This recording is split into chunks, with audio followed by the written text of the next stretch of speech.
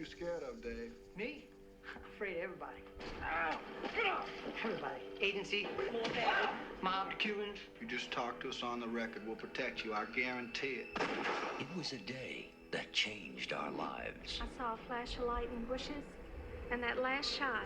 An act that shocked a nation. The smoke came from behind the hedge. A moment when time stood still.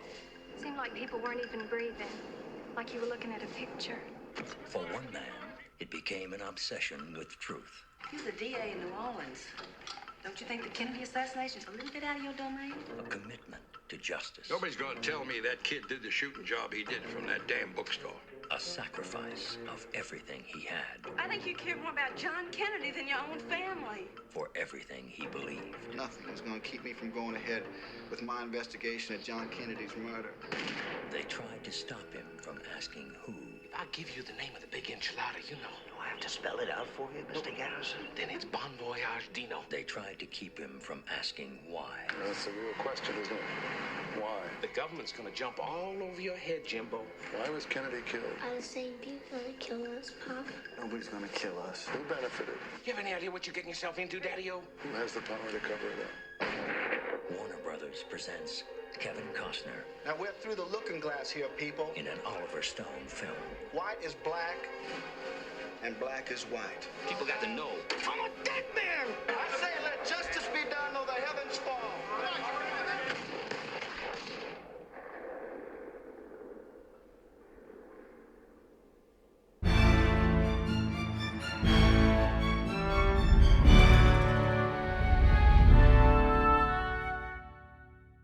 Hello and welcome to the latest Film Club pod as I chat with director Tim Hewitt on JFK, Oliver Stone's 1991 movie based on the assassination of John F. Kennedy, which took place 60 years ago on the 22nd of November 1963 in Dallas, Texas.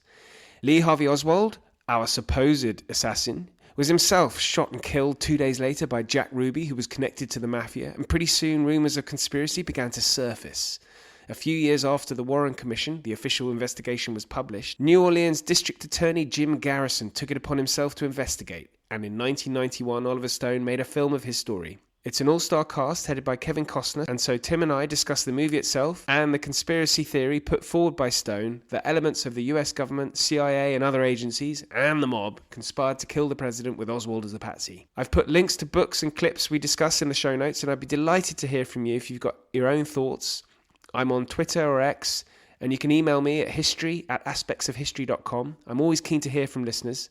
Please, please, please share, rate, subscribe and review. There's plenty of great history to come. But until then, I'll hand you over to your film club and Oliver Stone's JFK.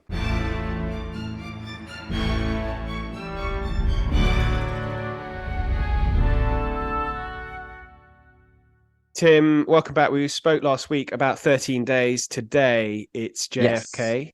Thank you for having me back again. JFK. So this is something that I think you and I, since we thought of doing this film, these series of film podcasts on historical events, I think this is probably the one film we would really both wanted to do. Yeah, both. I think we were both very excited. And I think we should just lay it out for listeners first that we both love the film, despite what I'm going to say in this, however long it's going to take us. Yeah. I love this film. And I was just watching a clip before we started recording and I was sucked in again and I wanted to cancel the podcast and just watch it again. Yeah, I agree. It's one of those films that I own it naturally on Blu-ray, but if it's ever on, it's one of those films that if it's ever on and you're flicking channels, there's no way on earth I'll carry on flicking. I'll just stop and watch whichever scene you land on. It's just brilliant. I'll start by saying... with that in mind, for listeners, just so if anyone's not sure, it's on Amazon Prime and Netflix at the same time here in the UK, if you're interested. Good point. Good sell. The thank you, Netflix and Amazon Prime. I'll start by saying it's hands down for me. It's Oliver Stone's best film for sure. Now I love Oliver Stone. Absolutely loved Salvador. Yes, that's up there with his top 5 of his best films. That was his directorial debut. Oh no, it was his second film, I think. His first was no one's ever heard of, which is probably why people think that that Salvador was actually his first film as a director. But I think his first film was The Hand with Michael Caine. Awful film, horror film, where Michael Caine's hand gets severed and then comes back to to attack him and his. Was that the inspiration for Sam Raimi's second Evil Dead? Second Evil Dead film. Yeah. Could be. Don't know. The Evil Dead, but all of them are better than The Hand. Well, he was but he was very well known screenwriter. Conan the Barbarian, yes. Perhaps his finest work as a screenplay. Scarface, famously. Midnight Express, of course, brilliant. Well, Midnight Express actually is probably his. I would put that above Scarface. Scarface is very operatic and over the top and crazy, but he's a director. I mean, he's a master craftsman, a great storyteller. Before we get to going, he had done Salvador, then he did Platoon. Based on he being a veteran of the Vietnam War. Yeah, we'll definitely talk about Vietnam and Oliver Stone and this film. Wall Street, Born on the 4th of July. Great, probably one of Tom Cruise's best performances. And then he made JFK. And The Doors he made just before, I think. Right, okay. So JFK is 1992. Oliver Stone. So I think, those films we've rattled off, they're all fantastic. Yes. But I would say JFK is definitely his, I would put it at number one. I'm actually quite a big fan of Natural Born Killers, even though it veered very much from the Tarantino screenplay because he kind of rewrote it. And Tarantino hates it, doesn't he? And I don't think he's actually watched the whole thing. But I find it fascinating. I just find him because it's a satire, and it was taken kind of the wrong way when it came out. And he does stir controversy. He's renowned for that. There's a documentary. Platoon is probably his most personal film. Yes, and Platoon, because it's effectively a depiction of his experience in Vietnam, and it was the first of his Vietnam quote trilogy, which was Platoon, Born on the 4th of July, and Heaven and Earth with Tommy Lee Jones, which is not particularly brilliant, but again, it was it's probably very close to his heart. Well, one could argue JFK is a sort of prequel to, but so he made there's a very good documentary actually, which he didn't contribute to, about the making of Platoon, involving all the cast. Yeah, I saw that. It's actually quite interesting. It is really interesting, and they hated him. Yes. Well, I don't think they're the only cast members of his films to have said negative things about him. Sean Penn, in a rather quirky, crazy crime film called U-Turn. I love that film. Hated him so much. You think that you hear these rumors, and so I wonder whether actors are just reluctant to sign up to do a film with him, but they know he makes good film. I don't know. It would be an interesting dilemma because he comes across sometimes in interviews as quite combative and prickly. Yes, and but you can't deny his incredible intelligence. I've watched lectures that he's given about American history. Did you watch the one at the Cambridge Union? Yes. And his knowledge is, you can't deny he's super, super knowledgeable, and his, his history is one quite film remarkable. we've not mentioned, Tim.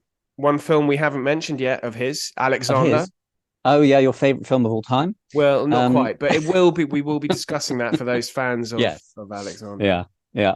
But he's a history buff. I mean, and he did. Have you read his book that accompanied the TV documentary series he made, which is the History of America?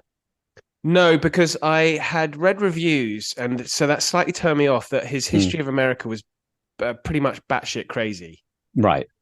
Sounds familiar. I mean, speaking of cast members who didn't enjoy their experience, Joe Pesci, spoke about how much he hated his experience working with Stone. Whereas Costner, I think, it was pretty easy going for him. I don't know. I mean, and obviously we haven't also mentioned the other history film that he did, Nixon, with Anthony Hopkins. Hopkins said it was one of his favorite. That and Hannibal Lecter, his favorite characters he's ever played. Nixon's excellent, really good. Yeah, and for anyone who there's a little bit of trivia, I don't know. I mean, people who know JFK will pick up on it, but the famous JFK drum roll at the beginning with the trumpet. In Nixon, there's a very brief bit where they mention Kennedy, and that piece of music starts to play over the top. Yeah, the score's fantastic. It's John Williams, isn't it? Yeah, the score, I think it's one of John Williams' best scores.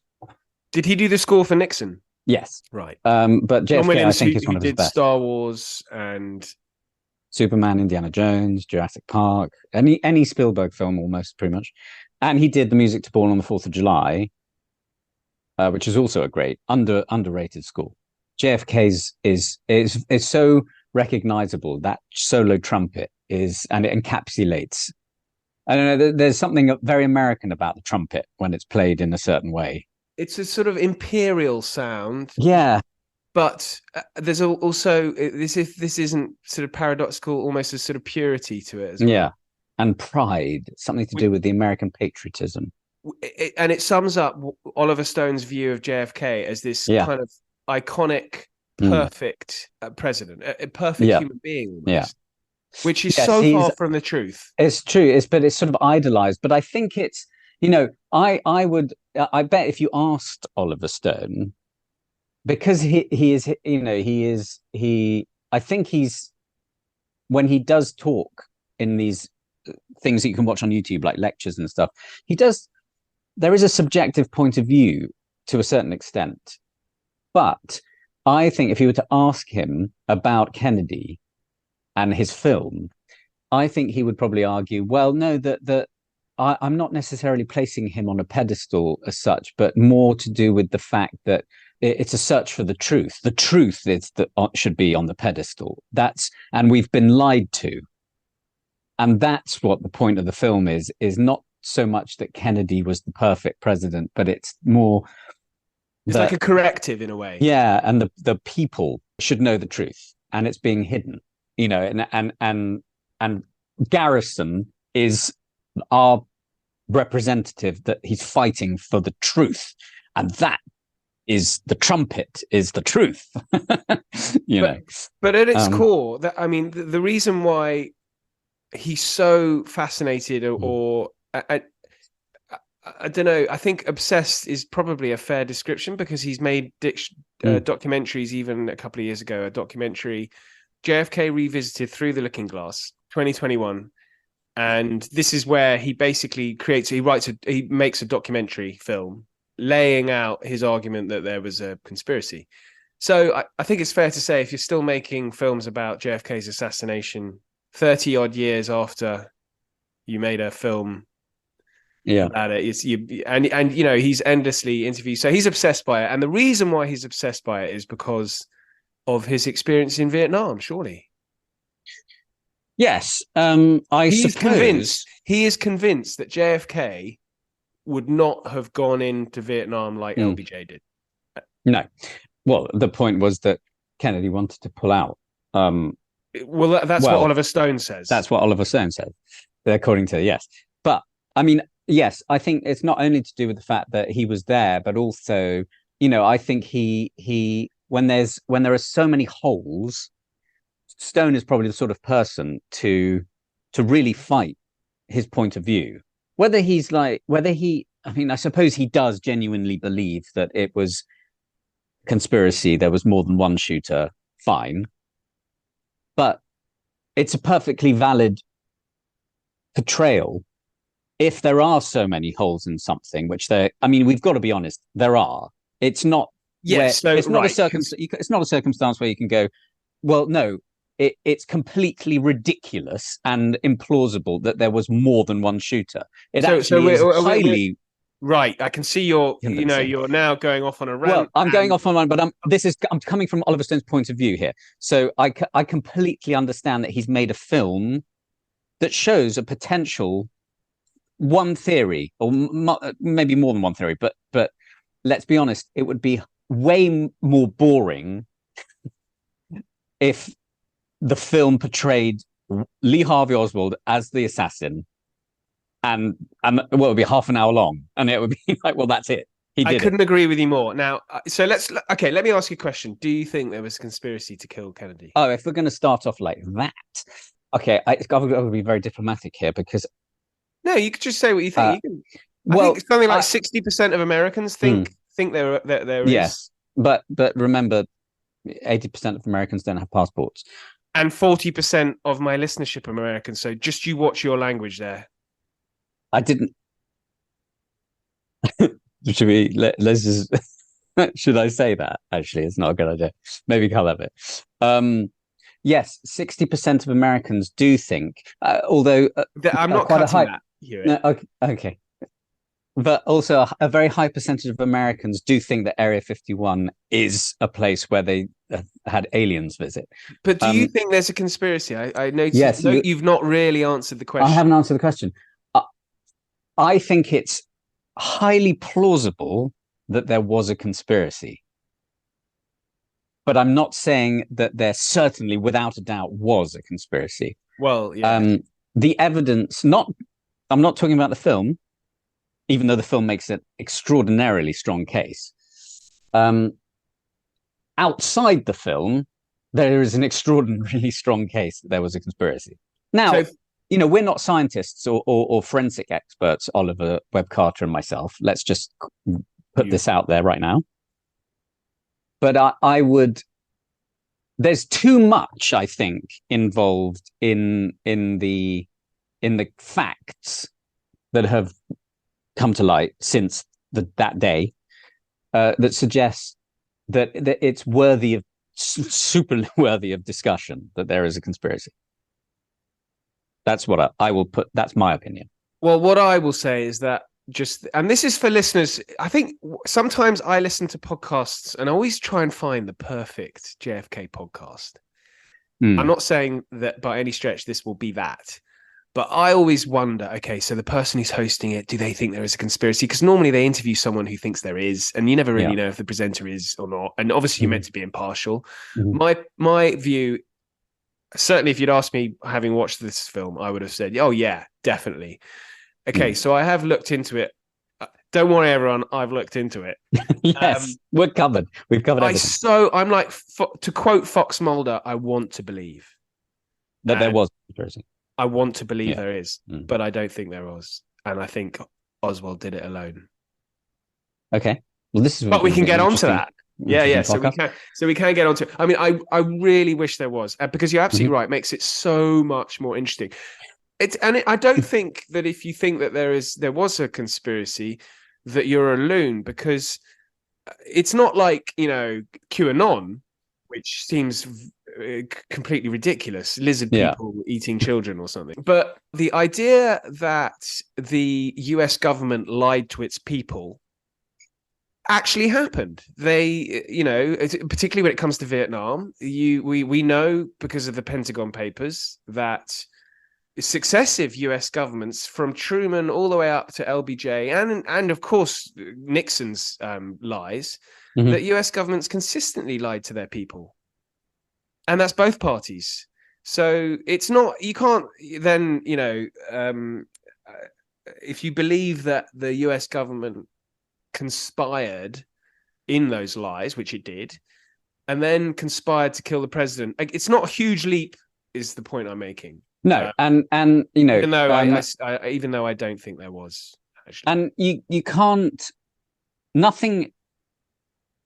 one can't be surprised in any way at the prospect of government lying to its people. No. Whether it be drink parties over COVID. Yes. When we should all be socially distanced. That's a particularly British conspiracy, isn't it? Yes, that's our version of a conspiracy. But a few glasses of warm white wine in a miserable May. God. But it's still a lie. So, but not only that, it is not implausible that a head of state is killed. No, not at all. And it has happened quite often.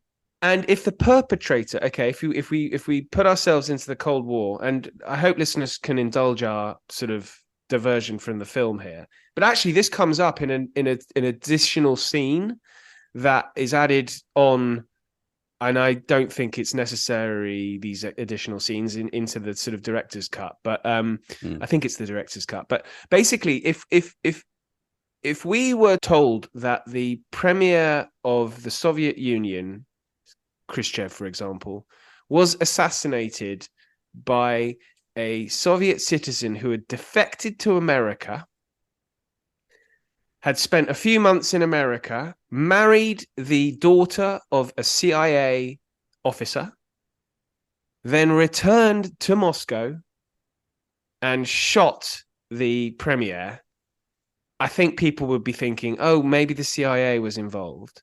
Even though the allegation is not that the KGB were involved in the assassination of Kennedy. But it would make you think, okay, that's a bit fishy. And of course. Now, it may be that defection actually played a significant motivating factor for Oswald, if indeed he was the person who pulled the trigger, which he probably was. But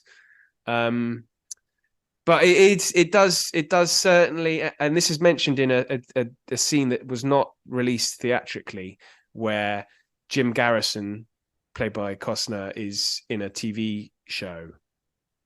Yes, which of course you can see the real footage of Garrison on YouTube, I think. Yeah, there's a huge amount of YouTube footage if you want to go down the JFK route. Another including the Zapruder film, you can see, I think, on YouTube. Yes, you can. I mean, and I think you've mentioned the Zapruder film. I think the film in the film JFK, that was the first mass airing of the Zapruder film. No one had seen it before. No, it was so shocking to the audience in 1992. Yes, and it was a real clincher, I think, for those who perhaps thought that there was a conspiracy, for the analysis of it that Garrison takes us through. So yeah, there's plenty of stuff you can. It's a massive rabbit hole, the JFK conspiracy theory, and you can go down it if you want. And I have. That's why I have slightly. Well, I have gone from thinking there's absolutely a conspiracy to being skeptical. Now, not to say I'm 100% convinced that he acted alone. It's just that the Zapruder film and the munition, the bullet, is a problem for me. But so well, it's interesting that you say, that in relation to the film JFK, and then I've read that you've read a lot. I haven't read anywhere near as much as you have, I am certain, but I've read quite a bit, because I became a little bit obsessed with it after I saw the film for the very first time when I was 14 in the cinema. I went with my mother, who grew up in New York, and JFK was the Great White Hope, and when it happened, she was devastated, as everyone she knew was. So when we went to see it in the cinema, it hit home very, very hard for my mother. She was in tears during the film. And to this day, she can't watch that sequence with the Zapruder film without bursting into tears. So it was, the film had a marked effect. Now, what I wanted to get to was in relation to what you said about reading a lot.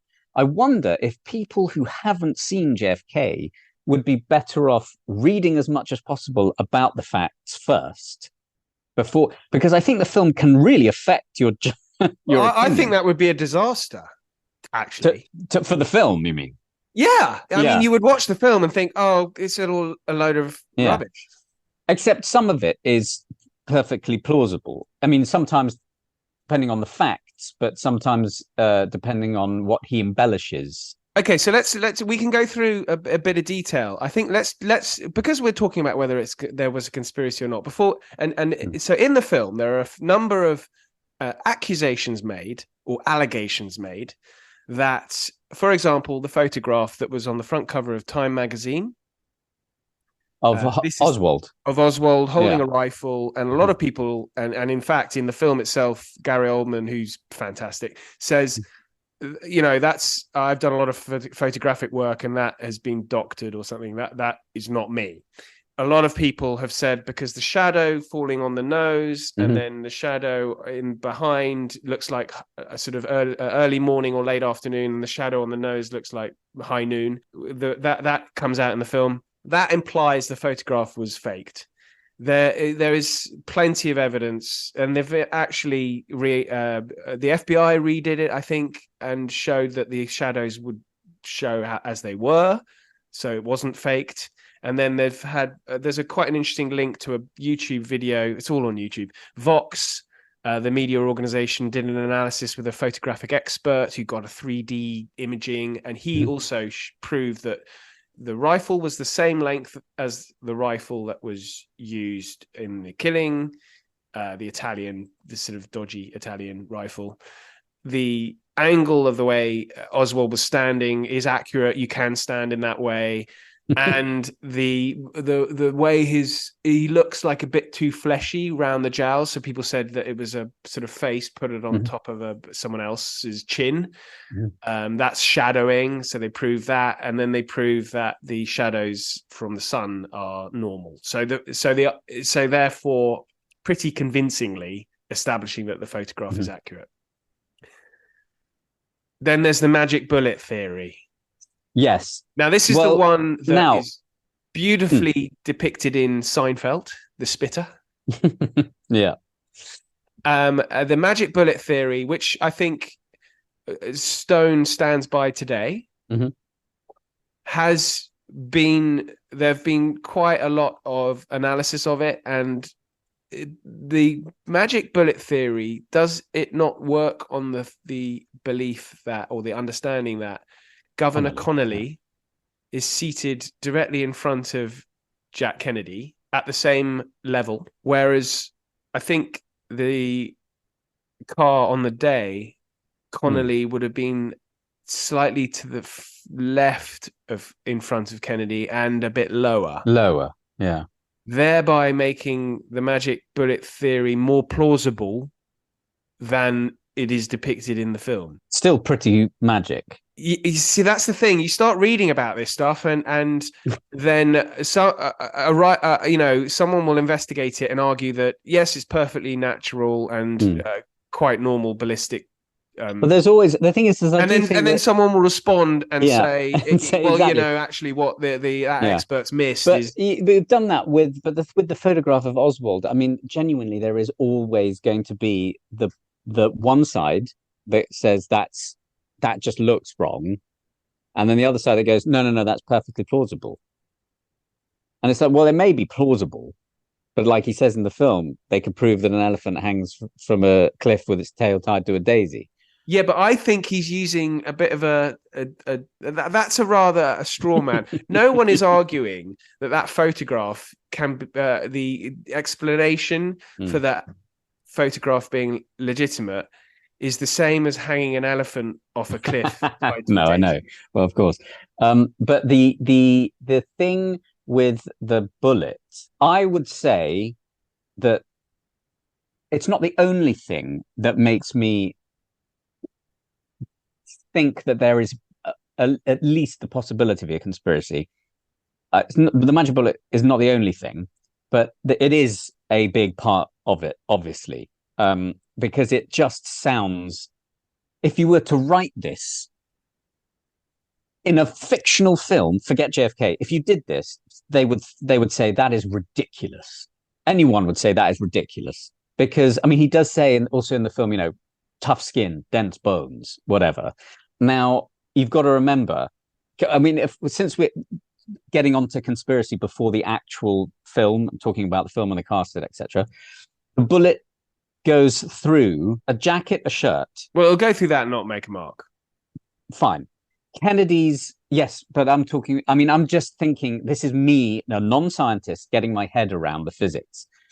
Going through a jacket, a shirt, Kennedy's entire body, coming out a shirt and a jacket again, essentially, and a tie. I think it goes through his tie. Well, in that case, exactly. Through the air into Connolly's jacket, shirt, entire body, jacket and shirt coming out the other side, wrist, which has a jacket and shirt probably on it. The jacket and shirt's a real problem for you. It's a real problem for me. And then turns and gets him in the thigh from a fucking from a building that's quite far away. Okay, fine. Now, they say that it wasn't pristine, that it was actually slightly impacted at the front, I believe, the bullet. But from the side, it looked completely new. And that's one shot out of 3, because there were 3, weren't there? According to the commission, the Warren Commission. One of them missed the car completely. And for a marksman, an expert marksman, that's a bit odd that it missed the entire car, not just Kennedy, the whole car. Well, for me, this is the essence of the case. This is the essence of the case. God damn it, this is the essence of our case.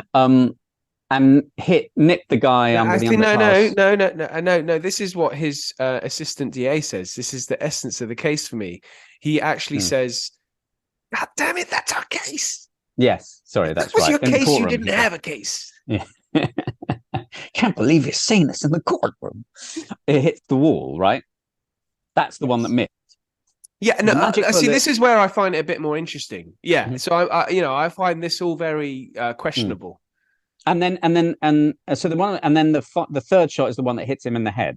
Now, this is also the one I have a major problem with, because I can't, for the life of me, please, any physicists or scientists that are listening, forensic experts, please let us know how it happens.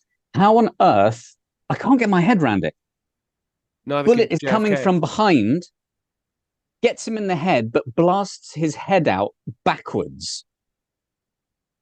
And they say that they're now pretty sure that Jackie climbed onto the back of the motorcade, not to help the security guy get on, but to retrieve a part of his brain. So how, genuinely, why did his brain go backwards? Yeah. And why did he, as Garrison says, back and to the left? That's like coming up behind someone and shooting him in the head, and they go backwards. That doesn't make sense. Yes. Now it's perfectly plausible for the physics of it that he was shot from the front, because that would naturally make your head go. And the fact that the grassy knoll was on the right-hand side of the car. My argument about a possible conspiracy is that had all this occurred in complete isolation to any witnesses saying that they heard shots from the grassy knoll, you may go, well, that no one heard anything. But the fact that multiple witnesses said that they did is just a little bit too much of a coincidence that the physics of the actual the actual shooting matched what this bizarrely coincidental bit of testimony from all these witnesses. It just matches a little bit too conveniently for me. Now, I'm not saying that proves that there's a conspiracy, but it's so coincidental. Then you've got me doubting it again now. Well, also, you were talking about, we're talking about the magic bullet, but one of the additional, I don't know whether it's just a way of you perceive people and behavior. But when Oswald was arrested, and you can see, obviously, there's you can, again, on YouTube, you can see the footage of when says, I didn't kill anybody, and a policeman hit me, and I'm just a patsy. When you look at his demeanor, I just can't see someone who actually did kill the president.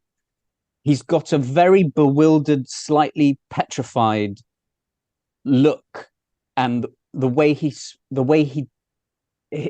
speech manner just suggests to me, crap. I think I've just been set up. I think I'm buggered. It's kind of like if he had killed him, and he really felt genuinely like, my God, I hate this guy, I'm going to kill him. And he was immediately caught afterwards. I'm not sure he'd be going, I'm just a patsy, I didn't do it. It's like you would naturally go, they've got me, and they know I did it. I can't get away. Surely he would acquiesce to I've been arrested. Bugger. Okay, fine. Yeah, I did do it, and I believe that I should have. It was right. It was the right thing to do. I don't know. I'm just putting it out there. But I can't see someone who's absolutely 100% did it. Well, that could be the reaction of a cold-hearted killer. Maybe, absolutely. Who's just assassinated his target. Yeah. A man I didn't do it. And it's like, yeah, but they've just arrested me. It's pretty obvious. A man with military training in the US Marine Corps. Mm-hmm. And then, of course, he's killed by Ruby, because why not? Yes. Well, so mafia involvement is always been, well, to quote Kevin Costner in the film, I don't doubt their involvement, but at a much lower level. Yeah. Ma wouldn't have the guts or the resources to do something like this, of this magnitude. Yeah. So, and that's just, we're just the tip of the iceberg here. Well, there are other sort of parts. I mean, I guess we can get on to sort of inaccuracy when we do our categories. Tell people, obviously, who's in the film and So I mean, we haven't. We did go off on a bit of a tangent there. I hope listeners can forgive us. We'll go back to the film. So we have just an most incredible cast, which I think is probably one of the reasons for your adoration of it, because you love. What's it called? What's your favorite? Ensemble cast. Yes. Yeah. So it's brilliantly headed. It's properly headed by Kevin Costner. Yes. I mean, really good casting, I think. There, he's fantastic. He really is. But so we've got Kevin Bacon, which I think this role really made him sort of shot him into the A-list or character A-list. Yeah, because he's just a brilliant character actor. Yeah, Tommy Lee Jones. Fantastic in this. You've got Gary Oldman as Oswald, of course, is just brilliant. There is Joe Pesci playing David Ferry. Donald Sutherland. Mm-hmm. As Donald Sutherland in quite possibly simply the great, maybe along with Orson Welles in The Third Man, the greatest unexpected cameo in the film.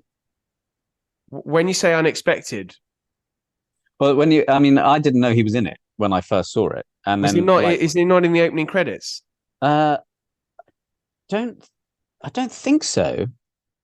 But then when he appears, like quite late in the film, it was like, oh my God, it's Donald Sutherland. I mean, that scene we'll talk about that scene, is fantastic. But he plays this ex who later came out as Fletcher Proudy, a colonel in the US Air Force who was the chief of special operations for the Joint Chiefs of Staff. Although the Fletcher Proudy is a bit of a strange character, I think it's fair to say.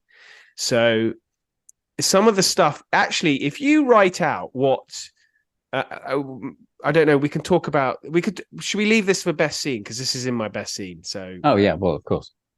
We'll go on with the cast. I mean, you got Brian Doyle Murray as Jack Ruby. Brian Doyle Murray is obviously the brother of Bill Murray. Jack Lemmon and Walter Matthau in the same film, not in the same scene. And we mustn't forget a wonderful performance by Jim Garrison as Earl Warren. Yes, he's very good in it. He's very nice tall. Little cameo. Yeah, he is. And he's very, very convincing.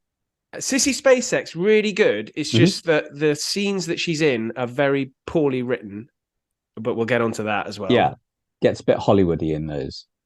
But other great actors in it: Vincent D'Onofrio, Dale Dye as the shadowy figure orchestrating the assassination, General Y, and Michael Rooker, Henry, Portrait of a Serial Killer. Actor. Absolutely great. Young audience members will know him from Guardians of the Galaxy. Yeah. And have I mentioned John Candy? He's just fantastic. Yeah, brilliant comedy actor. You know, these comedy actors like Jack Lemmon and, well, I don't want to say they're all comedy actors, but they do a lot of comedies. Are so brilliant in these straight roles. I was reading that Oliver Stone had said that John Candy was really nervous before his scene. Well, that maybe helps because he gets so on edge. Yeah, in the restaurant scene, but Candy was nervous because he didn't view himself as a proper actor. He viewed himself as just a comedian, and he was now in a serious film opposite Kevin Costner, who was probably the biggest star in Hollywood at the time. Yeah, maybe him and Tom Cruise. He just won Oscars, lots of Oscars for Dances with Wolves. So I think his star had never been higher, really, had it? No, I think that was the period of time where, then he went on very soon after that, there's The Bodyguard. He did A Perfect World with Clint Eastwood, where he played a bad guy. It was really good.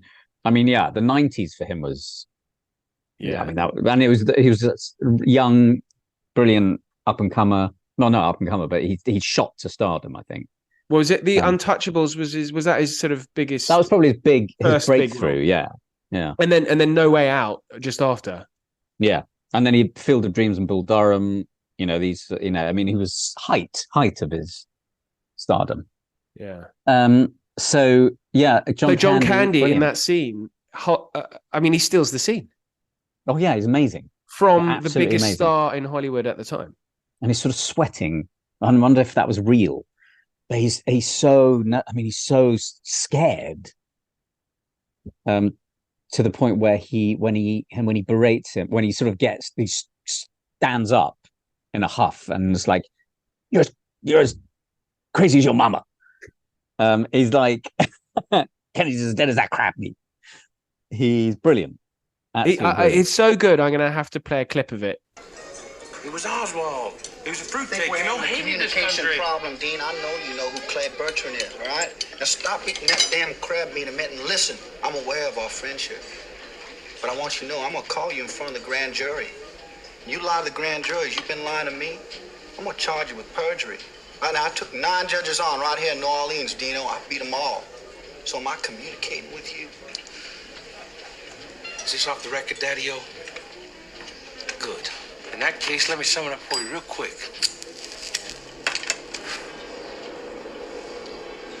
If I answer that question you keep asking, if I give you the name of the big enchilada, then it's Bon Voyage Dino. I mean like permanent. I mean like a bullet in my head, you dig? You're a mouse fighting a gorilla. Kennedy's as dead as that crab meat. The government's still breathing. You want to line up with a dead man? My lips, Dino. Either you dance into the grand jury with the real identity of Claire Bertrand, or your fat behind's going to the slammer. Now you dig me? You're as crazy as your mama. Goes to show it's in the genes. You have any idea what you're getting yourself into, Daddy-O? The government's gonna jump all over your head, Jimbo, and go cock-a-doodle-doo. Good day to you, sir. I just love that scene so much. John Candy is just absolutely brilliant in it. He makes a couple of other appearances, I think, particularly in the director's cut. He gets a little bit more time. And then of course later on when he's in the court, and he also has a scene with some voiceover narration, but some brief dialogue with Tommy Lee Jones. He offers him cashew nuts, and then at the court in the end, he got the right ha ha, but the wrong ho ho. Again, the court stenographer's like, what the heck is he saying? Really cool. And all the little bit parts are just brilliant. I mean, really, I think Walter Matthau's, that's one of my favorite scenes in the plane as they're flying into. That's where you get the first inkling that in the film that something's not quite right with the he sort of brings it up.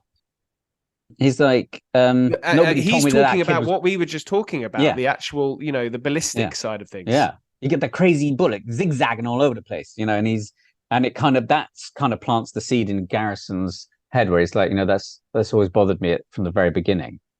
Stone has talked about Walter Matthau appearing on set, being very unassuming. He was highly professional, knew everything that he was meant to do, came in, delivered his lines, very few takes. Yeah. And he's brilliant. Just a class actor. Even when the the waitress on the plane comes and gives him his drink, and he's like, "Thank you, honey," and he's got that iconic Walter Matthau smile that just makes you smile. Yeah. And it's funny that his great partner Jack Lemmon is in the same film, but they're not, obviously they're completely different. Who, of course, he's excellent. Jack Lemmon. He's in that's one of my favorite scenes as well, at the racetrack. Yeah, when he's super paranoid, absolutely almost terrified. I mean, no, I don't remember. Yeah, and well, I don't know. He's like, no, you said that. No. And it's like, and then he gets up and he's like, "What's the matter? No one knows what we're talking about here, Jack." "Oh, you're so naive." And that line really is the essence of, well, that's then you know nothing about the workings of politics and government and conspiracies and any shady business. Blah, blah, blah. And he just walks away, doesn't he? Yeah, and I mean, he's excellent in it. I mean, Ed Asner. I've not mentioned Ed Asner. Oh, amazing as Guy Bannister. Guy Bannister. I mean, that's another thing about the conspiracy that one does find intriguing. Although it could also speak to why Oswald acted alone. The fact that he's involved with Bannister, two doorways in the same building. Yes. Yeah. But then there was all sorts of other things going on, I mean, then we get into the Cuban thing. I mean, this is where we start talking about David Ferrie and Joe Pesci. Yes, Joe Pesci's portrayal is just highly manic. I mean, Joe Pesci is generally, although in The Irishman he's very chilled. Yeah, I think in real life he's not particularly manic. I just think he does it very, very well. But in so many of his films, he's quite manic. I mean, good fellas. Great piece of not only acting but editing with the music that John Williams puts in when they get him in the room and he's like, "So who killed the president?" "Oh man, why don't you fucking stop?" And he's like, "Who knows? It's a mystery wrapped in a riddle inside an enigma." And it's like his energy levels just keeps building and building and building, and he is super good at it. I mean, he's paranoid obviously as well. Like, when he's on the phone, when he rings them, he's like, "Did you find that shit in the paper?" Yeah. And he's like, he's snatching the phone. And he's like, "I can't." That effing and blinding all the way through. It really is a brilliant ensemble. I think Gary Oldman is spot on with his I want to say interpretation of Lee Harvey Oswald, but actually he does a great imitation of him. When you watch him and the real footage, it's like, wow, he's nailed that, the accent, his demeanor, everything. He's so good. I mean, Gary Oldman has just arrived in Hollywood, having performed in brilliant films such as The Firm. Yeah, The Firm. He did, Prick Up Your Ears was one of his earliest. Prick Up Your Ears, yeah. Where he played Sid Vicious. Sid and Nancy. Yes, Sid and Nancy was Sid Vicious, and Prick Up Your Ears where he played Joe Wharton. Along with Alfred Molina, which was a really good film. And then Rosencrantz and Guildenstern Are Dead, which was so far removed from, something like Dracula that came soon after JFK, or Dracula, or his first forays into Hollywood, where he, like State of Grace, a crime film with Sean Penn, where he plays an American. And he sort of, this was like a stamping his presence on the Hollywood map, I guess, because he was so convincing. And the next year he did True Romance, didn't he?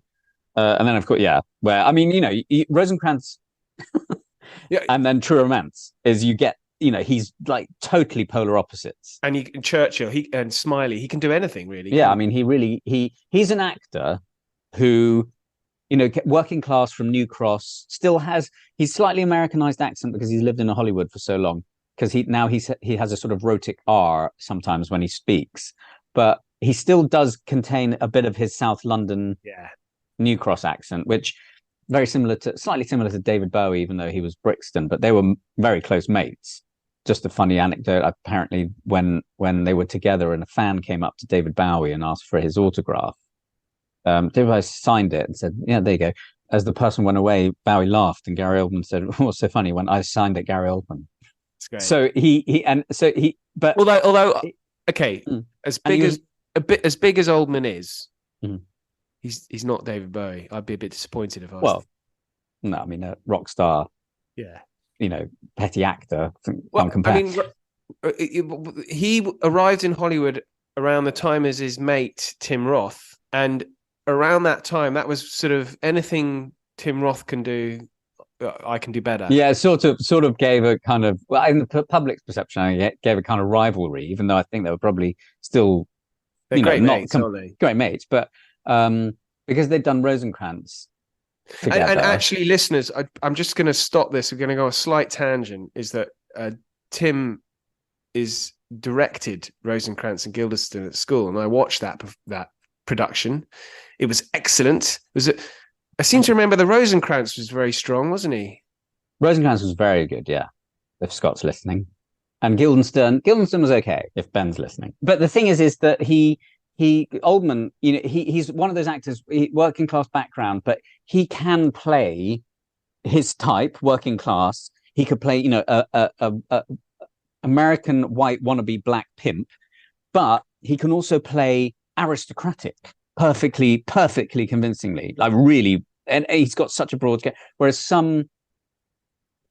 there are actors, there are British actors who go to Hollywood who just really can only stick with that kind of well-spoken. They're not as convincing in a working class role. Completely agree. Yeah, he's just fantastic. He really is. I mean, one of the films that he made, I think, a couple of years after, which I loved, Romeo is Bleeding. Yeah, where he plays the cop. Yeah. There's again a tangent, but there's a really interesting story that he tells about that. He said the end, if you look at the end of that film where I'm walking away in the gas station, he said, I think that was the end of a week, and the following Monday I was starting True Romance. And he said, if you look, I'm actually starting to walk like Drexel in True Romance because I'd already started to practice. Wow. Yeah, I mean that's definitely worth checking out. It's a violent cop thriller, but really, I mean, I would say it's almost distinctive because it goes into some sort of quite weird, crazy stuff. It's a fantastic film.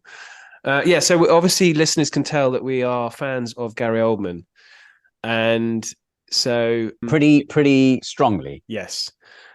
I think it might be time for us. We've talked about the conspiracy. We've talked about we should just talk just a little bit about the film itself. So there's a director's cut that's 205 minutes. So that's more than 3 hours.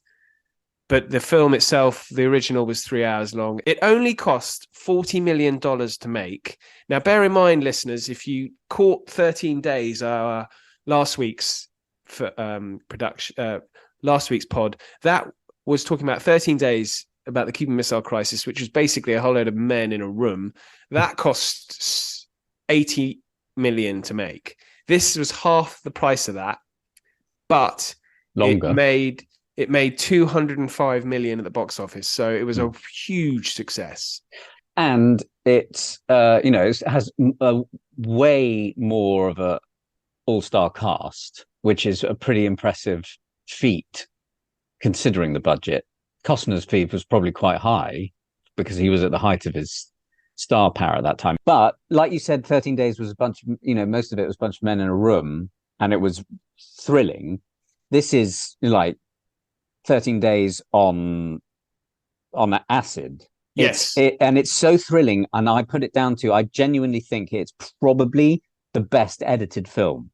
Okay, so for a layman like me, just run through what editing is and why it's so good in this film.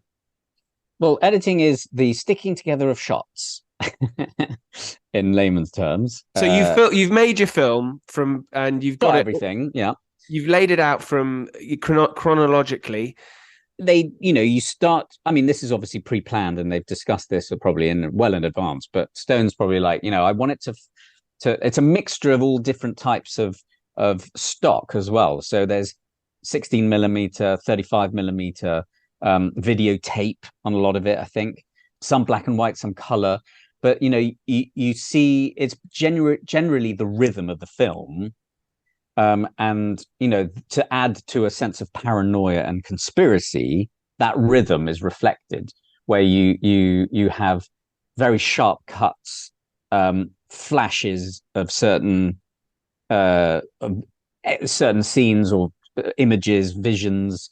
A lot of the time, if you remember, Costner, in one example, Costner's in his living or his office, his study, and he's very sort of 1 o'clock in the morning, 2 o'clock in the morning, is reading the transcripts from a lot of the court cases soon after the assassination, and he's becoming more and more bewildered and shocked at some of the testimonies that were taking place that weren't put in as evidence into the Warren Commission. Ask the question. He's kind of speaking on behalf of an unnamed presence in those testimonies, and you see these flashes of. In fact, it goes into flashbacks within flashbacks, because Costner is reading what's being said, and then you see the images of that testimony, and then within the testimony there's a flashback to the actual event that the guy's describing, which is in black and white and quite grainy, and each sequence is presented in a different kind of visual style. And the editing, of course, is the cuts, these fast cuts between. He kind of took this style and went even a little bit further with Natural Born Killers, which it took, I believe, a year to edit, which is a long time to edit a film, because of the mishmash. But the editing is done with such precision in JFK. Did it take? How long did it? Do you know how long it took in this film to make? Editing. I mean, it must have taken a long time. I mean, I believe he wanted the chaos in the film, the editing rhythm, to be one of the great chaos that I think he showed the editor, Hank Corwin. I think not Joe Hutching and Pietro Scalia. Yes, yeah, they both won Oscars for this. Yeah, well, and rightly so. I mean, it should have, hands down, it deserved them. And I think it was a new approach for Oliver Stone, and in fact, a lot of editors probably, because there was probably so much footage that to just wade through it all would have been such a challenge to go. And to be honest, it would have been an amazing thing to be a fly on the wall in the editing suites to see what they were experimenting with, what they tried. But the thing is, it's so coherent and it doesn't feel random. Everything is done with such precision and specificity that it's almost like no cut is out of place. Well, okay, so that's true of the theatrical release, but whoever edited the director's cut blundered horrifically. Well, Oliver Stone probably did. So for listeners, there's a director's cut, and I've been watching that on Amazon Prime at the moment, and there is a moment when the Jim Garrison and his assistant DA, played brilliantly by a very good theatre actor, actually, who plays Lou.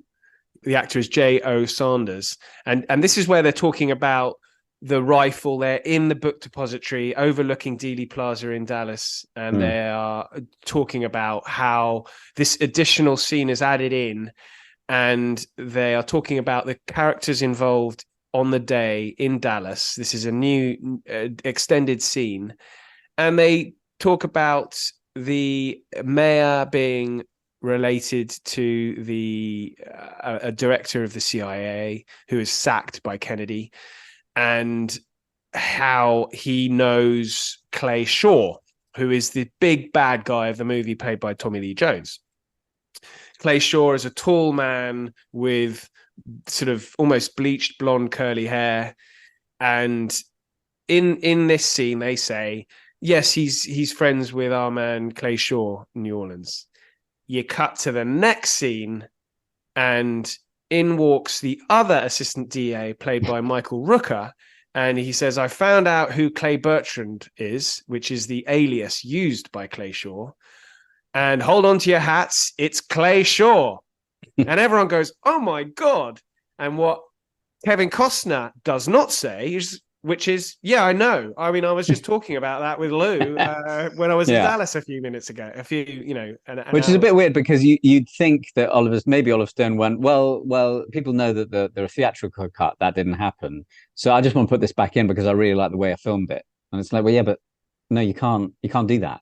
Yeah, yeah, yeah. I guess could you have put that scene in front of did you need to have the book depository scene before that scene? I don't know. And listeners, it's quite interesting. Just now I've told you that, for those listeners who now want to go back and watch JFK, it's quite funny. I found it funny because I would have thought Costner would go, yeah, I know. Yeah, exactly. Yeah, they did. It's the fact that you've now mentioned the book depository scene, though, that's another. I mean, he makes an extraordinarily good point. Why didn't he shoot him coming straight when he's approaching on Elm Street? Yeah. I mean, seriously, why wait for him to go round a bend? Because you got a turkey shoot. Yeah, it's a turkey shoot. I don't know. That's another thing. It makes it a bit weird. I'm not saying. The thing is that there may have been someone, whether it was Oswald or not, in the book depository. It makes perfect sense to have him in a crossfire to make sure that it happens. And the thing is, it also makes perfect sense that, if there were more than one shooter, the positions that they claim for those conspiracy theorists and witnesses who say they saw or heard shots from the grassy knoll, that makes sense as to where they are. Yes. Okay. Where he was hit in the head. Okay. So I think we've covered quite a few things. So I think we should probably get to. So we talked about the editing and then a bit of an editing boo-boo in the director's cut. But actually, I've watched the film so many times that it's actually quite entertaining. So yeah, but I think we can both agree on the fact that the theatrical cut, though, is the best one to watch. Definitely, for sure. Right, so let's get on with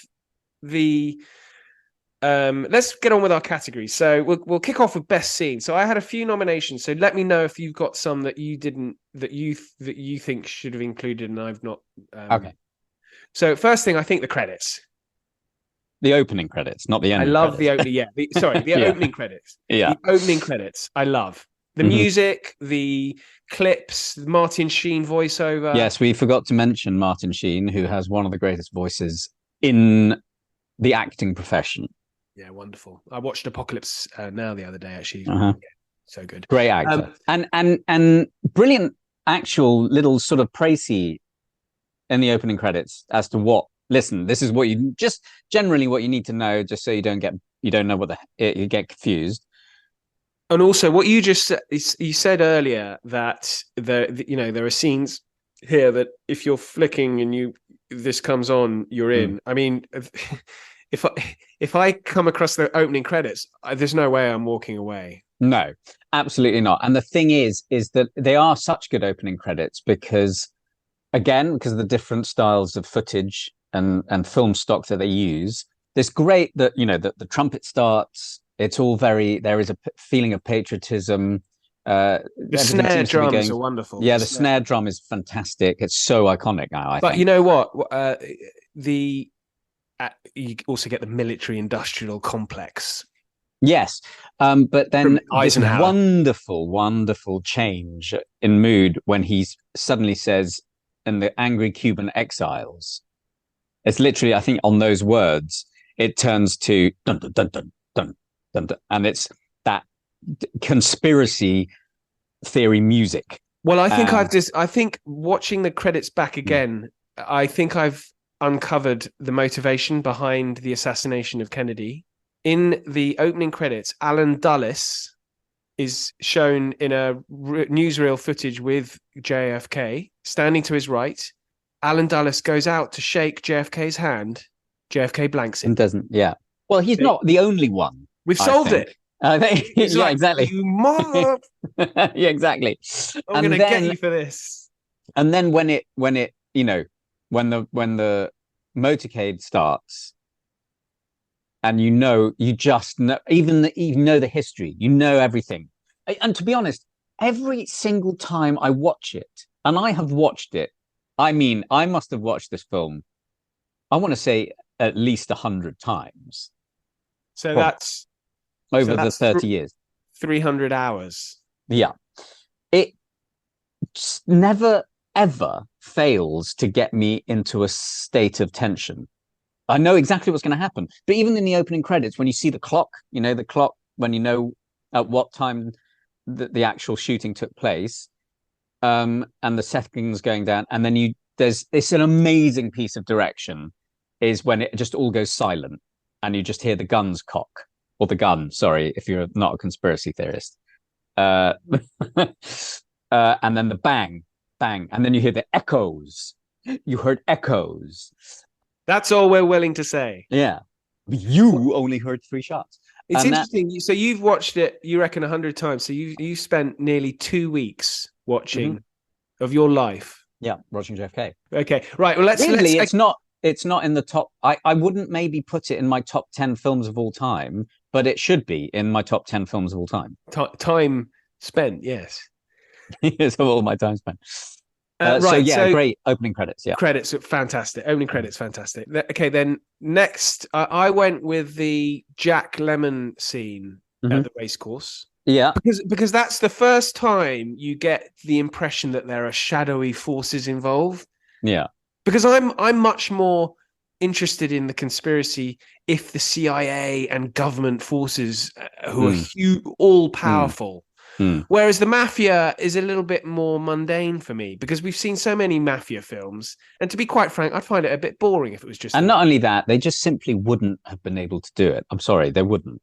You don't doubt their involvement, but I doubt their involvement, but at a lower level. Yes, I do love the Jack Lemmon scene. The thing is that his scenes also with Ed Asner are so good. Like even the opening. God damn it, the president's just been shot. It's a bullshit president. And he's like, Camelot and Smithereens. I'll drink to that. And then he pours the whiskey away. He's so brilliant, Ed Asner, I think. I don't see those bleeding hearts crying over dead Cubans. That basilic in bed to death. But he's so good. But I agree with the suspense and the tension of the Jack Lemmon scene at the race course. Also, the little details that Stone puts in of the hoofs of the horses in slow motion, picking up sounds. Really cool. Go on. So then I had the. Sorry, can I just interrupt you? If you've passed a section that I. Tell me, I've missed one. Because the whole announcement of his death is amazing. I love when Lou goes into his office and he goes, "What's right?" And he goes, "Boss, president's been shot," and the camera pulls into Costner quite quickly. And he just goes, "Oh no!"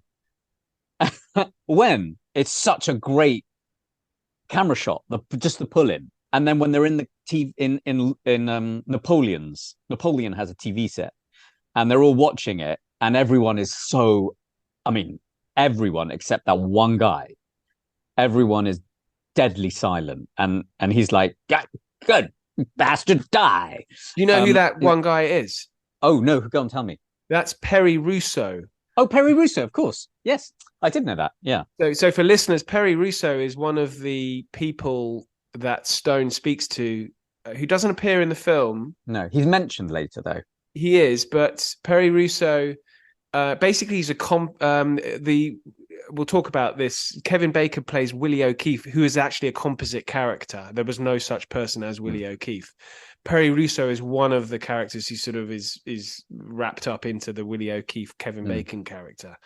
And he's a sort of right wing. He's very intelligent. Oliver Stone speaks about him. Actually, it's on YouTube. You can also get the director commentary, which I have watched, and that really interesting. Yeah, it is worth watching. And then, of course, the Walter Cronkite announcement. It's just so famous. Those words, died some 34 minutes ago. Central. And then he's got a little croak in his voice when he's like, Vice President Johnson, and he kind of, it's iconic. It's super, super cool. That, those were the days of really cool newsreaders. But anyway, that's a different story. Carry on. Then I had the David Ferry scene played by Joe Pesci when he is going crazy in his manic scene in the hotel room. In the hotel room, sorry. Yeah. So who killed the president? That scene. Yeah. Oh, why don't you stop with who killed? Yeah, that one. That's brilliant. It's a fantastic scene. It really is. Now, it'll also make an appearance in my other nominations. But so that's what, because I just love Joe Pesci in this. I know many people have said he was a bit overacting. Yeah, but they say that about many. They say about that Al Pacino in quite a few things, and you're like, no, he's brilliant. Stop it. She's got a great ass. I mean, but it suits the film. You need Joe Pesci in this. Yeah, he's just brilliant. I mean, and from the very get-go, when Costner interviews him for the first time, and it's like they said you had no weapons with you, and it's like, and he's lighting, and you can tell. I think he doesn't smoke cigarettes. By the way, it's the only thing, because he never inhales, but he chain smokes, but keeps just exhaling as soon as he's. Which weirdly Costner does exactly the same thing in The Perfect World, because you can tell he doesn't smoke. But they didn't have fake cigarettes in those days, I suppose. And I don't, probably not. But the scene where he's like, Dave, I find your story simply not believable, and he's like, really? Which part? And that's a very good scene as well. Sets the tone for David Ferry. That's really good. Then I would go. The Walter, actually, I probably am mixing it up a bit. Walter Matthau scene I love, which we've talked about. The meeting with Donald Sutherland. Yeah, it's like 15. I think it's about 15. I've timed it. I forget exactly, but it's about 15 minutes that he appears. Now, it's not all one long shot, so presumably Donald Sutherland got a bit of a break when he was doing it. Oh, yeah, and it's not only not one shot, but of course it's cut with flashbacks. You are going to the South Pole. I am. And that's his boss, played by Dale Dye, who was a former soldier and was Oliver Stone's military advisor on Platoon. Yes. And not only that, but he is in literally every war film. He's in Saving Private Ryan and the military. He was the advisor. Yeah, he's the go-to guy if you're making a film and want to make it realistic. But Dale Dye, I think, got introduced to Hollywood by Oliver Stone in Platoon. Oh well, there we go. Good fact. Weirdly, the X scene, Donald Sutherland scene, is what you would call a humongous information dump. That in most films just wouldn't. It would just be a massive exposition that you're like, oh, come on, you've got to make this a little bit more interesting. But for some reason, mainly because perhaps Donald Sutherland's performance is just riveting. And it doesn't matter. He just talks and talks, but it's brilliant. He's incredible. He's absolutely incredible. He delivers that so just with such authority. Now, why was Kennedy killed? Who benefited? Who has the power to cover it up? Who? And the thing is, he argues the case. So it's just I think we mentioned it at the very beginning about head of state being killed, and Costner, in a somewhat naive way, Garrison says, "I can't believe he was killed because he wanted to change things." Like they've been doing it all through history. Well, and I actually, this is where I want to sort of call out Oliver Stone, implying that Kennedy was some kind of aberration as a president. This is mentioned in the film. I think actually X mentions the fact that President Diem of South Vietnam was assassinated only a few weeks before. I think he was assassinated, I think, on the 5th of November.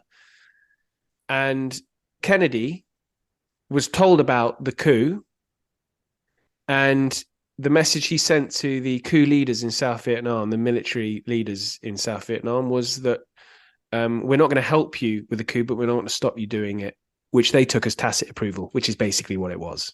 Yeah.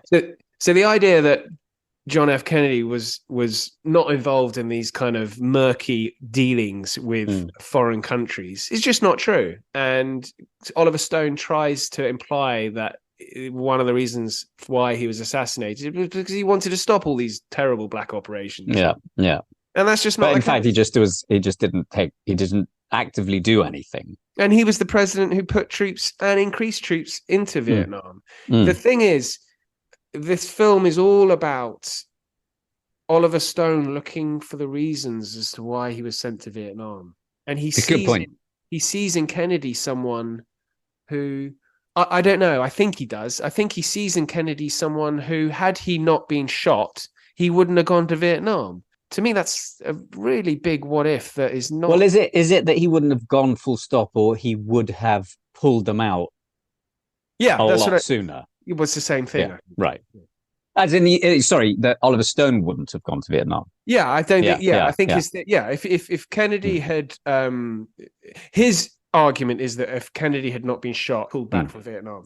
That's by no means certain. There are many historians who would argue that Kennedy would simply have increased involvement, particularly if he's weak domestically, viewed domestically as maybe weak on communism post Cuban Missile Crisis, post Bay of Pigs. Then why would you also provide more evidence that you're weak on communism by withdrawing troops and basically handing Vietnam over to the North Vietnamese? Well, was there any inkling that Kennedy thought that was a lost cause?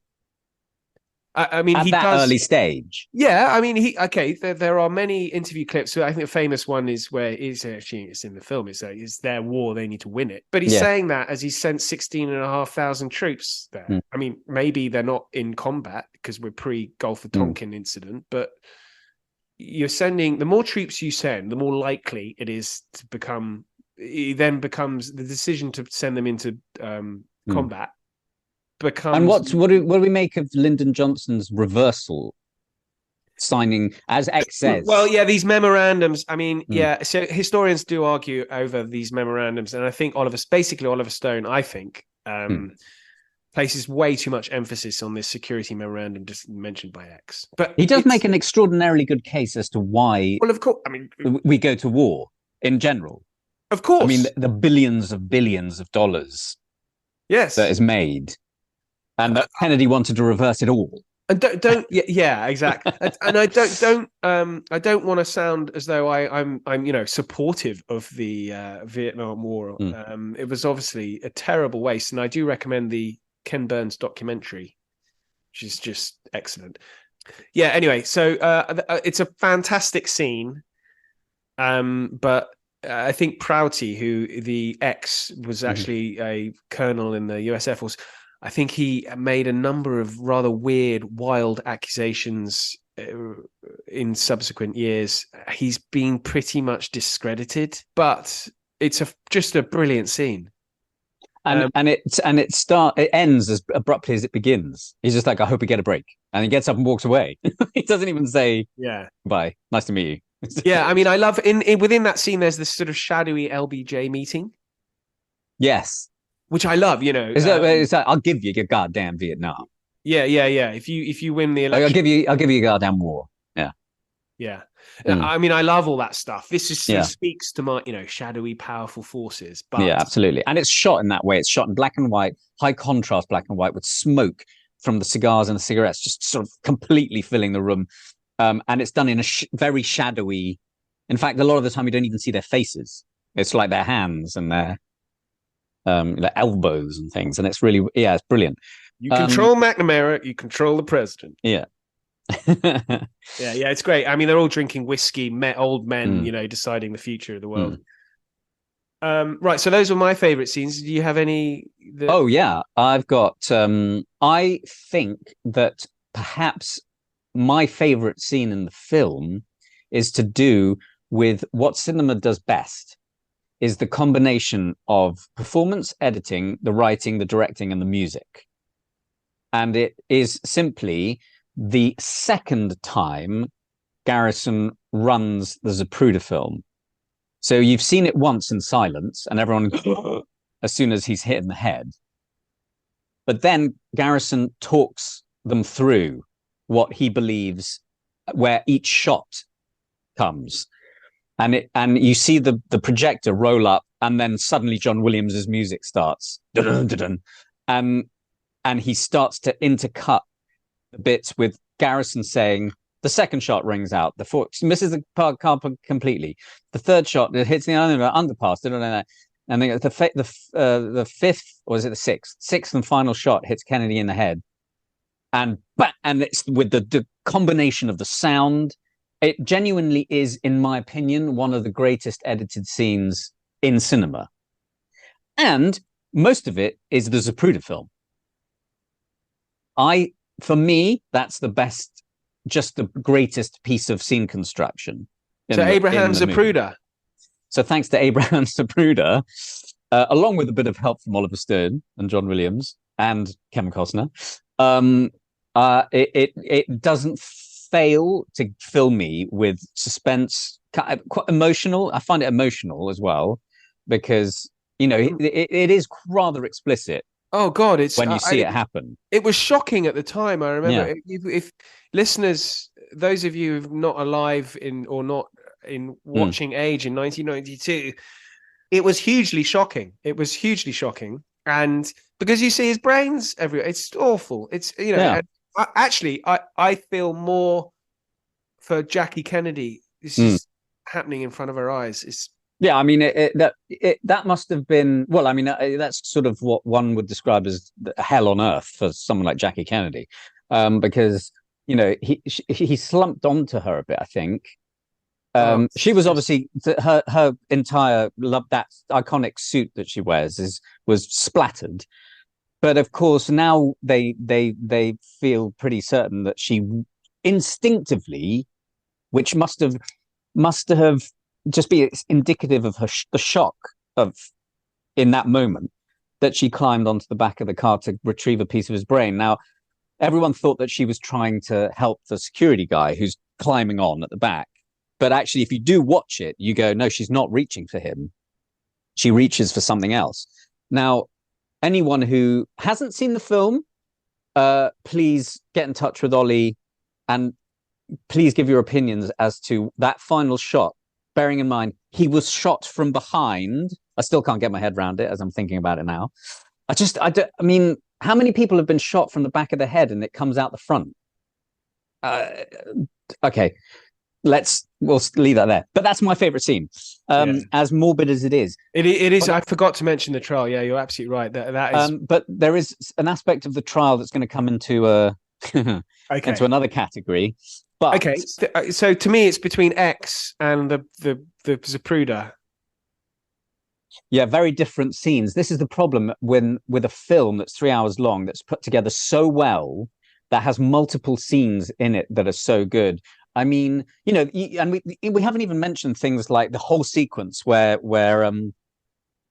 Garrison is explaining Oswald's movements. Yeah, I think that's so powerful, actually. It's so good. Now, I don't know how true, when he's in it's very difficult to find out. He's in the building and he's saying if he had done it, he would have had to have done all of this, by the way. The 3 shots in ridiculous, isn't it 2-point-something seconds? It's a bit more than that, but yes, I think 5.4. Really? Okay, so sorry, yeah, you're right. 2's a bit small, a bit low. But then he runs around down the stairs like a maniac, past people apparently who don't even see him. We never see him. No, we never see him. And then he arrives completely not in that out of breath or anything. And the guy comes in, his president's been shot. And then he has to get out of the building. He goes to he kills Tippett. At the time, we had so little time. Oh yeah, and then the whole we also, guys, we haven't mentioned we haven't mentioned when Kennedy arrives at the hospital. Oh God, yeah. And they do the whole, I can feel the bullet at the back in my with my finger, which was in his back, by the way. So he was shot in the back, and they felt the bullet there. Just saying, it fell out, didn't it? Well, yeah. I mean, who the heck knows? Come on. And then, his brain, let's weigh it. Yeah, and then, of course, the lost brain. And what Lyndon Johnson is flown out immediately as so much as a getaway. What? Okay, so best scene then. And can we? Sorry, it's just it's extraordinarily passionate. But you have all the scenes like when they interview Clay Bertrand at the time. Clay Bertrand was actually Clay Shaw. I mean, that is a superb scene where you can see Garrison. This is another example of an actor playing his objective, his action. He's desperate to get the info out, and he knows. Is this the interview on Easter Sunday? On Easter Sunday? You said a Sunday, not Easter Sunday. Yeah, and you can tell the way Tommy Lee Jones is playing it. He's smarmy. He's a little. She's shady. And he's using his charm, but you can tell Garrison is just like, mate, I know, I've got one. And as he says it at the end, doesn't he? He goes, God damn, we got one of them. Yeah, you see that? That's yeah, and we've not really talked about Tommy Lee Jones, but yeah, that scene is really good. Tommy Lee Jones is just really, really good. He's brilliant in this. Okay, so I think we're racking up a lot of minutes on this chat so far. So we've got to nail our colours to the mast on our favourite scene. I mean, I'm happy to. Can we go with the Zapruder? Yeah, but you would put that ahead of X? In terms of, I'll tell you what, I would put it ahead of X in terms of the visceral and emotional reaction that I have. I'm with you as a piece of writing and performance and info, X is a can't we just kind of tie? No, you have to have one. Can't. Okay. Then yeah, if I had to watch an amazing piece of cinema, I would watch Zapruder over. Not the Zapruder film, let me make that clear. That sequence. Well, I think we have been missing a sponsor for the best scene, and now we have one. The Zapruder Award for Best Scene in honor of the Zapruder. Not controversial at all. Yes. Okay. Yeah. Okay. So fantastic. Right. Our next category is for Best Performance. Now I had 5 nominations here. Costner, of course. Yeah. John Candy. Mm-hmm. Tommy Lee Jones. Mm-hmm. Kevin Bacon. Mm-hmm. And Gary Oldman. Yeah. So Joe Pesci, unfortunately, misses out on a nomination, but that's fine. That's okay. You can't not. Well, you can include him if you want. Oh, okay. You can't not include Costner. He carries the film. Let's be honest. So to give, unfortunately, I'd like to include Sissy Spacek. It's just I find the family scenes a waste. You just fast forward them. Now. We've talked about this in the past, haven't we? It is a shame because she's awesome. I love her as an actress. She's brilliant, and she's great. And the part. Of course, it's not integral to the plot, but it's the required Hollywood addition to. Yeah, this guy's not a monster. He's not a lunatic. But the thing is that come on, it's about you've sucked us so well into the throes of the actual plot of the conspiracy. That you don't sidetrack us with I want my life back, and it's tricky. It is tricky, but I find it slightly unfair to potentially give the award to John Candy is brilliant, but he's in one scene really compared to Costner, who's dominates the film as a performance. Who are the other ones? Oh, Gary Oldman, Kevin Bacon, amazing. He's slightly more than, well, actually a lot more than John Candy. Can we swear on? I mean, when he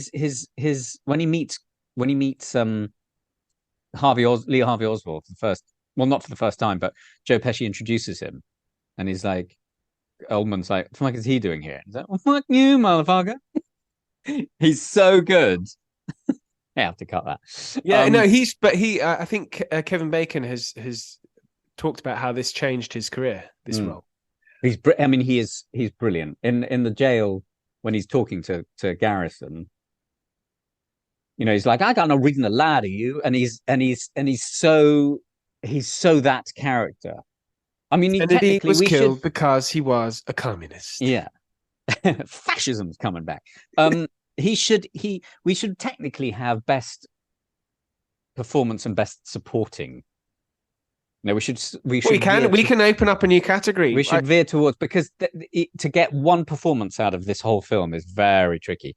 And Tommy Lee Jones was nominated, I believe, for best supporting actor for this. I mean, he is very good in it. I just think if you were so if we're going to do best performance, best actor, then you're at the Simon Baker Award for best actor. We are going to go with Kevin Costner, then, are we? Well, he's worthy of an actor award, even though I don't think. No, he was nominated. He was nominated, yes, but he didn't get it. We'll come to the nominations actually. So, and just whilst we're coming to the nominations, I should just mention that in the family scenes, which we're not that impressed with, the little boy Jasper is Oliver Stone's son in real life. Yes. He was in The Doors, I think, as well. Already, just up and coming actor at the time. Yeah. And you get those scenes not only with Sissy Spacek, but actually when he goes out onto the porch with his children, he's like, everyone gets scared, and it's like, now you're actually preaching a bit here. Yeah, that was awful. President Kennedy was a good man, and he. Yeah, it's like you don't have to talk to your kids about we get it. So Costner. Now, then it opens up the supporting actors for all the other guys. Yeah. It's a really tricky one, actually, because I think Oldman is brilliant. I think it's between Bacon and Oldman. Yeah. And who, and John Candy appeared in quite a lot of films together. Oldman and Kevin Bacon. Oh, there's that one about set in Alcatraz, isn't there? Yes, where he's Oldman's the warden and Kevin Bacon's the prisoner. And he's really cruel to him. And there's another film as well that they're in together, but that's sidetracking.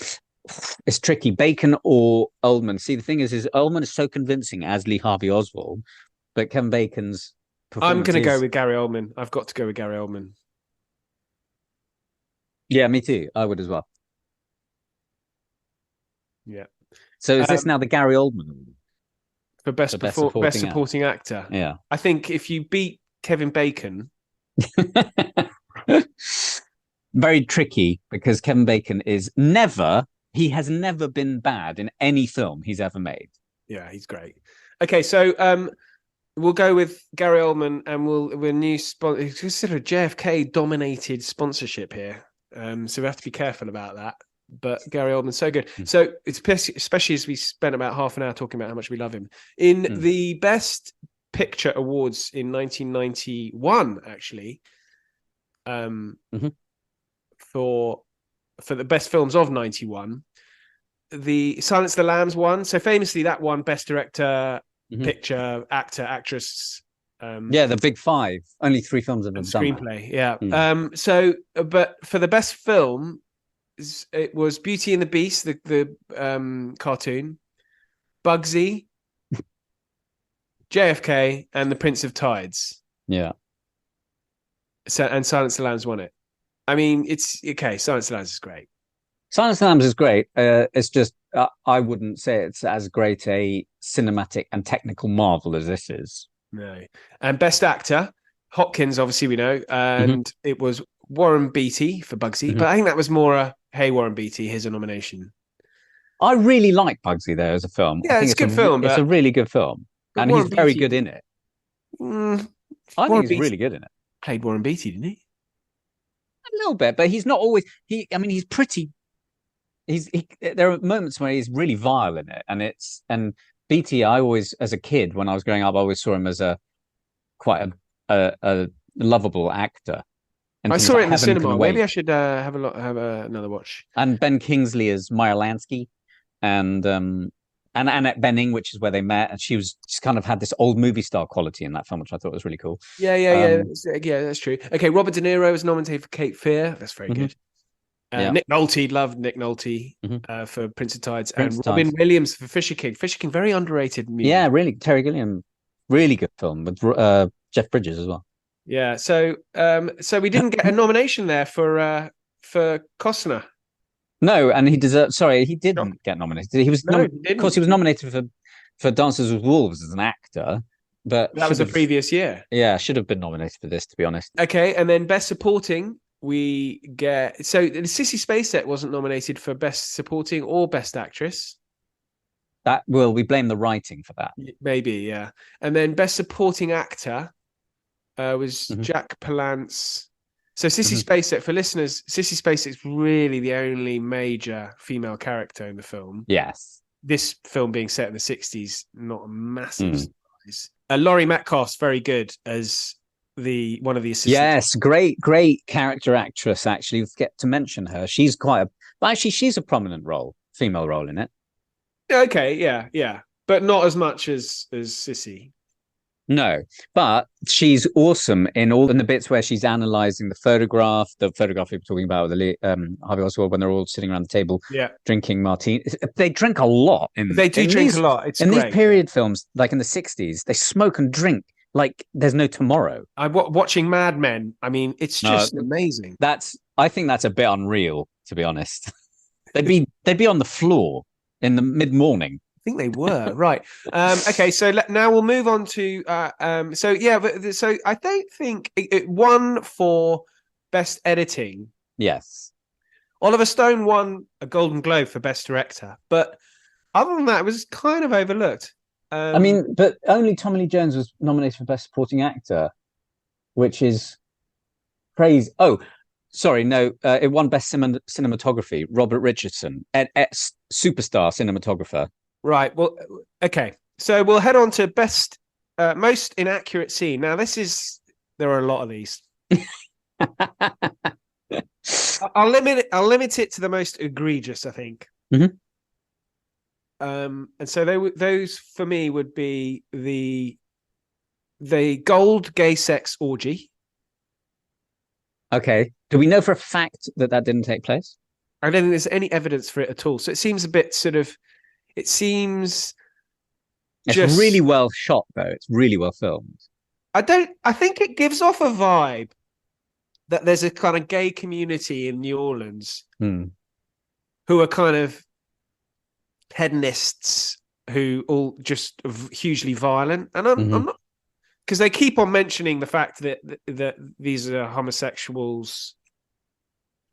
So I just think it gives off an impression that the gay community in New Orleans acted that this was a key part of the gay community in New Orleans. It's just, and there isn't there's any evidence of that. You remember the film is made in 1990, 91. Different era, I suppose. I mean, would you put that, if you were making JFK now, it's unlikely that scene would make it in. Well, I don't know. I mean, it's because they were, I think, or the perception was that they were this underground little clique. Because it's covering themselves in gold paint. Covering themselves in gold paint. But it is Tommy Lee Jones, Joe Pesci, Kevin Bacon, and like two others, I think. Yeah, the sort of Cubans. Oh, no, the Cubans come out later, don't they? But it's not it's not like he's going, there's this huge subculture and we're seeing multiple characters and multiple scenes of it. I mean, no, but it kind of gives him. Okay, all right, fine. Then, but we know Clay Shaw was. Yeah. So what? Yeah, was a gay man. Yeah. Well, yeah, but you said earlier, sorry, that Willie O'Keefe was a composite character. So then, and Joe and David Ferry, because he wanted to become a priest and was defrocked. He had one weakness. Weakness. Yeah, well, I mean, that's the thing. The Kevin Bacon scenes is difficult because he's a composite character. Yes, I can see that. But I think for me, probably there's the scene with when David Ferry, which also appeared in my favorite scenes, is in the hotel room. That never happened. He never made a confession. That just didn't happen. There are some other scenes that in the director's cut he starts. I mean, it's very difficult for a film like this. I mean, I think I would want to stick with the Ferry confession because it's quite important in the film. Oh, well, there is one for me that not only I felt was slightly unnecessary. It was pushing that. It was the preachy bit. It was a bit preachy again, like we said with the family, and this scene on the porch with his children. But it's a bit both cinematically a bit preachy and unnecessary, but also it simply didn't happen. Is Garrison's speech in the courtroom at the end? Yes, his long speech about these are the people who can't afford money but do, and he starts to actually well up, and it's like that didn't happen. It's brilliant. No, it didn't happen. And the court, the whole trial was a farce apparently, and apparently a disgraceful example of a DA performance. So yes. And then you could argue that, I mean, there are a few others so it's either, I think it's between the court scene, the Argo Award for most inaccurate scene is between the court scene then and the David Ferry confession. I think at least there was a trial, so he got that. Yes, so David Ferry's scene, it simply didn't happen, and it's got to be that. Yeah, and because it's so important in the film, because he's basically saying there was a conspiracy. I mean, it's like if that had actually happened, then maybe my view would change. But anyway, and the fact that he says that Clay Shaw was the agency highest security or something. Yeah, once you leave, highest clearance. Once you're in them, You don't leave the agency. You don't leave them. Yeah, you say it like it's ancient history. So then, right. So I think this now leads us to our final category, which is the legacy. And the legacy of this film, I think it's impossible to overstate. So one of the things I was doing in my research on this was looking at a very interesting panel discussion, which you can find, which is with Christopher Hitchens, Norman Mailer, Oliver Stone, and an investigative journalist who sort of had debunked a lot of the JFK film. And it's really interesting. Oliver Stone's very calm in it, very polite, because he's with Norman Mailer. But if you've got Norman Mailer, one of the greatest writers of the 20th century, treating a film like this with seriousness, that's so culturally it's very important. Yeah. Norman Mailer actually wrote a very good book called Oswald's Tale, where it's a non-fiction book of Lee Harvey Oswald's movements, including his attempted assassination of General Walker, which funnily enough doesn't go in the film because that might undermine the case, Oliver Stone's case. But he's written a non-fiction book about that. A couple of other books just whilst I'm talking about it. Libra by Don DeLillo, one of the great novels. I really recommend that. It's quite heavy going, so for the not for the faint-hearted. And then we mentioned American Tabloid last week by James Elroy. If you're interested in this whole period of the JFK presidency, you've got to read American Tabloid by James Elroy. Brilliant. But the legacy of the film is that, Norman Mailer thought that there might be a conspiracy after watching this film. So then he did a lot of investigative work into it himself and came actually out that he doesn't think there was. So that's just one thing. I think the fact that there was a Senate investigations, the House Investigations Committee set up into Assassinations. After this, as a result of this film. Yeah. And bear in mind, I think it's the only film. Am I right in this? It's the only film that's ever been made, really, that about the assassination and the possible conspiracy afterwards, an investigation into the assassination. So it's kind of like Donald Sutherland says to Garrison, "You're the only person ever to bring a case against the assassination of JFK." But he's also kind of talking about Oliver Stone. Because you see a lot of documentaries and they float around and you look at them and they just don't look like they're very well made. No, and they're documentaries, not films. And I forgot to say, there was also I watched a program, a recreation of the actual shooting, where they got someone up as high as the book depository was. They positioned the car in exactly the same way, and they actually said, this is possible that what happened actually, it was Oswald on his own. But I watched that and I still thought, I just don't know. Is it back and to the right, man? Well, that's two. Okay, so you get a House. I assume that's the House of Representatives committee into assassinations is set up as a result of this. You've got a giant of the literary scene, Norman Mailer, writing about this, and then third, as we discussed, the percentage of Americans who are convinced that there is a conspiracy. That's quite an impressive legacy. It would be interesting to know what the percentage of the world is, not just Americans. The other thing I have to ask, just very quickly, I'm just putting this out there as another addition to the potential conspiracy. If there is no conspiracy, why did they say they're not releasing any of the files for 70 years or whatever it was? To say, well, no, this is what happened. Well, because it includes CIA involvement in like Vietnam, and you might think, okay, that's all over now, but it could still harm the US's reputation and therefore put troops. Really? Okay. I mean, there are a few other things I want to mention that I don't think we've got round to, but I did want to mention is that there's some mystery over the Umbrella Man. Oh, the guy who opens the umbrella under. Where was he again? Never would have let a man open up an umbrella. There is a very good film made by Errol Morris, the documentary maker on YouTube, that addresses the whole Umbrella Man. Basically, it was a demonstration against John Kennedy's father, Joseph Kennedy, who was an appeaser pre-World War II. So that's quite interesting. Oh, and there's one other thing we should really mention that I forgot to mention, that John Connolly himself hit in the back, wrist, leg. He thinks that it wasn't just Oswald. He thinks that there was more than one shooter. Well, he's no longer with us, so he thought. No, sorry. Yes, I'm so in the present for me. This because we're talking about the film. It's not wildly unreasonable. As I said earlier, given the amount of lies to the American people by the US, I believe he heard what he thought was the bullet drop from when he was in the hospital. Sorry, the magic bullet. Right. But he, and he was there. So for him to go, well, I think there was more than one. Well, and there is a photograph of the grassy knoll that could or might not be a person. There's a lot of mystery going on here. It's very exciting. And now you can feasibly assume it's quite possible that yes, we know from sound, the way sound travels.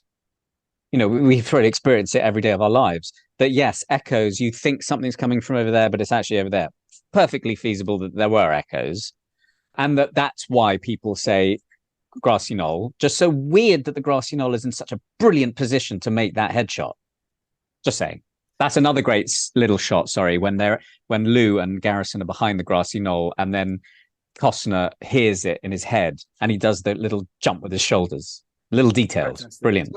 So I think, the legacy rating is a full 5 out of 5. I mean, absolutely, 6 out of 5. It's just insane how powerful this film is. Right, I think we've covered. I think I've covered everything I want. I mean, I could talk for another 3 hours. Yeah, I agree. I mean, we could just talk about scenes we love. I'm going to put lots of links in for listeners if they, want to. I mean, you can go into this further, but. It would be amazing to know. I would love to know what some listeners think, not only about the film, but about the conspiracy, about the angles shot, how it worked, the physics of it. Anyone who's listening to add that has something that hasn't been mentioned, which I doubt very much, but it would be very interesting to hear. And I think if you've made it this far, you are a true superstar. Maybe not a believe. Yeah. Well, respect you. Tim, thank you so much for. Oh, thank you. It's been great. Yeah. Brilliant film. Great stuff. Okay, guys. Thanks for listening. Bye. Bye. Thanks again for listening. And as I mentioned, please do get in touch if you've got any comments at all. Links are in the show notes. I've got our Books of the Year podcast coming up. Charles I, World War II in Italy with James Holland, and much, much more. In the meantime, thank you and good night.